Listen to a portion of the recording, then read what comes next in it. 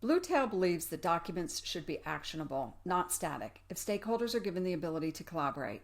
User comments can be added on any document.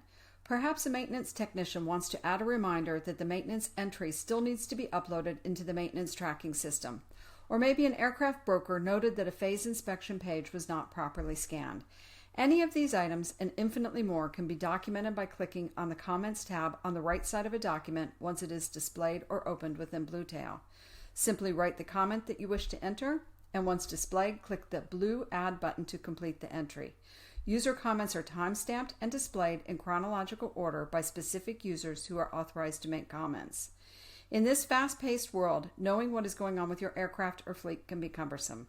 Since Bluetail doesn't believe in overloading our owners, only important notifications will be sent or displayed, such as documents being e-signed, new uploads, and when the entire logbook is downloaded or shared.